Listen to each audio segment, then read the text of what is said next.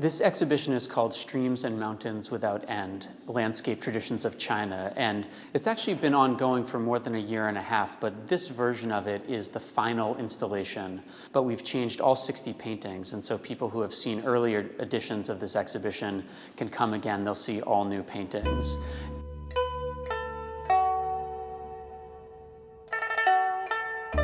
So the Metropolitan Museum of Art has been collecting Chinese art for almost 150 years. In the first 30 or 40 years, most of what the Met collected was ceramics and other decorative arts.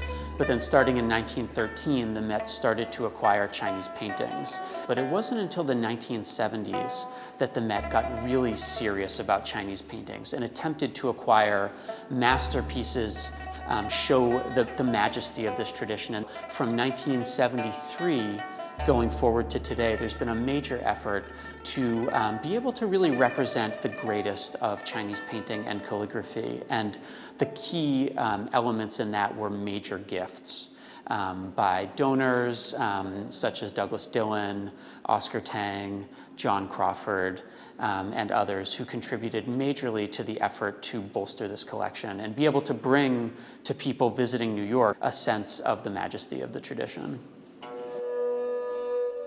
So this is one of the most celebrated, famous paintings in the Met's collection. It comes from the Song Dynasty from the early 12th century.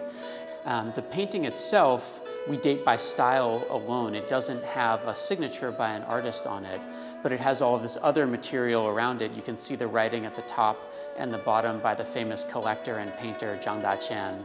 And he had identified it as a work of Li Cheng, a 10th century painter, but we think it's probably a little bit later.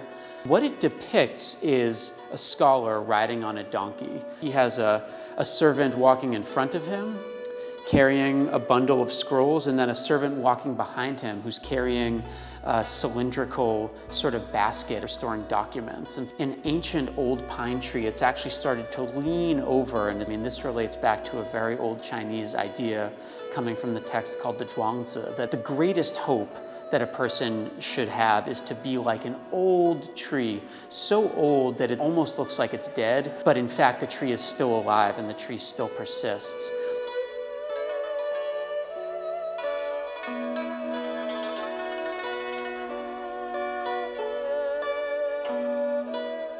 This is a painting by Ni Zan, dated 1363. This is the Yuan dynasty, the dynasty where China was ruled by Mongols. And it's ethnically Chinese scholars didn't have as many opportunities to serve in government, especially toward the end of the dynasty when famine and natural disaster and great chaos. You would never know it by looking at this extremely minimalist, stripped down, almost whisper quiet monochrome ink painting where the top third of the picture is essentially untouched paper, and then the middle section is untouched paper, and our eyes have a way of knitting together the image where we read that empty paper at the top as sky, and we see the empty paper that dominates the middle of the composition as water.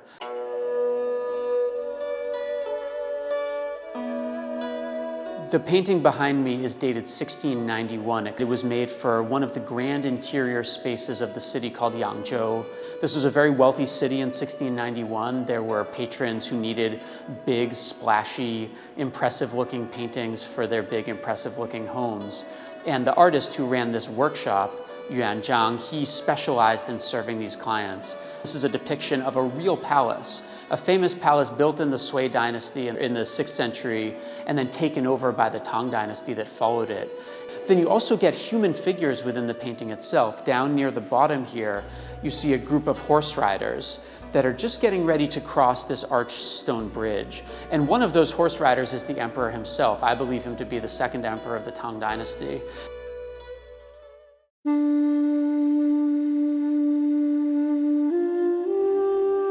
This is a painting called Searching for My Parents. It's dated 1656, and it's by an artist named Huang Shangjian. He's also known as Huang Xiaozi. And so he lost contact with his father, and so he set out from his house in Suzhou on foot. It took him about a year down to Yunnan province.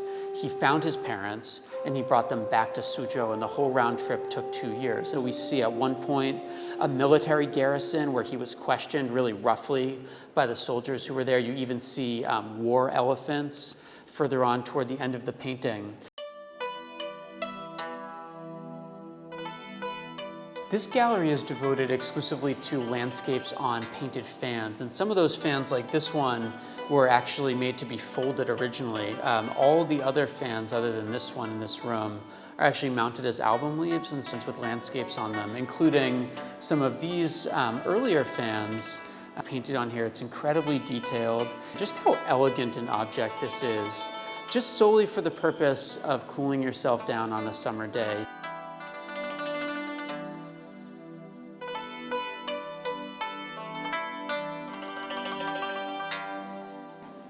Landscape didn't just find its way onto paintings in pre-modern China. It was suffusing all the surfaces that you might encounter in a kind of luxurious environment, including lacquer and bamboo carving, and in this case, ceramics. So this is this enormous porcelain vase made at Jingdezhen, the great ceramic city in Jiangxi province. And you have a guy here gesturing at the waterfall and pointing it out to his friends. And then the eye leads us upward to towering pines. And then we get a second register of landscape and porcelain.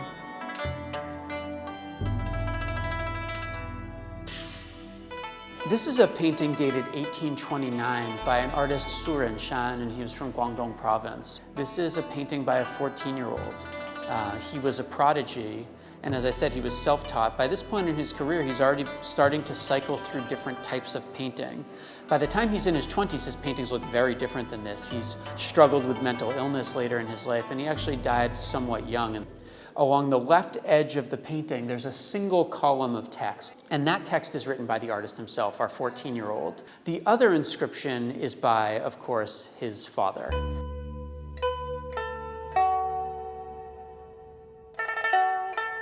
I mentioned before that this exhibition ranges all the way from the 12th century to the 21st century, and this is a painting dated 1977.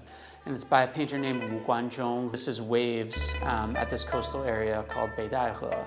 It's almost entirely abstract. And then at the top, he dropped in a few boats. This painting is by Zhang Daqian, one of the titans of Chinese modernism. He was not only a painter, I mentioned him earlier as a collector. He was one of the top 5 collectors of Chinese painting. Some of these ink contour lines that he's dropped on top of the color field of azurite blue and malachite green, you can read those as sort of fissures in a mountain. Paintings from this period are really treasured within the history of kind of modern Chinese painting as a breakthrough.